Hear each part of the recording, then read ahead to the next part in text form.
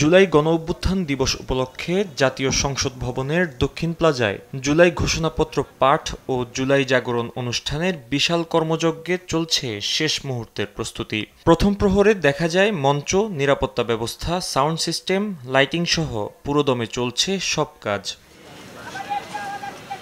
বেলা ১১টায় শুরু হয়ে রাত ১২টা পর্যন্ত দিনব্যাপী চলবে এ আয়োজন। সকাল থেকে চলবে ওয়ারফেজ, শূন্য, কলরব, সাইমুম সহ বিভিন্ন শিল্পগোষ্ঠীর সাংস্কৃতিক পরিবেশনা। বিকেল ৫টায় পাঠ করা হবে ঐতিহাসিক জুলাই ঘোষণাপত্র। সন্ধ্যায় স্পেশাল ড্রোন ড্রামা শেষে কনসার্টে অংশ নেবে আর্টসেল সহ কয়েকটি ব্যান্ড। রাতে রাজধানীর বিভিন্ন প্রান্ত থেকে মানিক মিয়া এভিনিউ আসেন সাধারণ জনতা।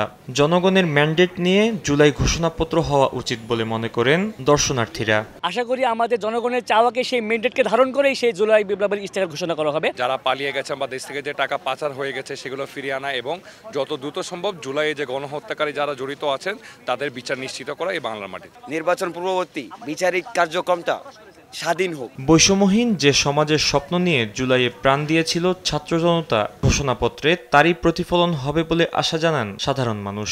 ইনশাল্লাহ হবে, আগামীতে হবে। এত তাড়াতাড়ি কোনো কিছু সম্ভব না, যেহেতু স্বৈরাচার সরকার সবকিছু নিজের মতো করে সেট আপ করে নিয়েছিল। এখন আমরা যেই স্বাধীনতা পেয়েছি, আগামীতে ইনশাল্লাহ আর পাবো। জনগণ যখন ফুঁসে ওঠে কোনো একটা অপশাসনের বিরুদ্ধে, সেটা যে ওই জনগণের ক্ষোভের মুখে যে টিকতে পারে না, এটা যেন পরবর্তী যারা বাংলাদেশের শাসন ব্যবস্থা আসবে। ঘোষণাপত্র পেশ ও সাংস্কৃতিক পরিবেশনার মধ্য দিয়ে নতুন প্রজন্ম ফিরে দেখবে ইতিহাসের গুরুত্বপূর্ণ অধ্যায়, এমনটাই আশা দর্শনার্থীদের। ফাহিম ইউসুফ, দেশ টিভি, ঢাকা।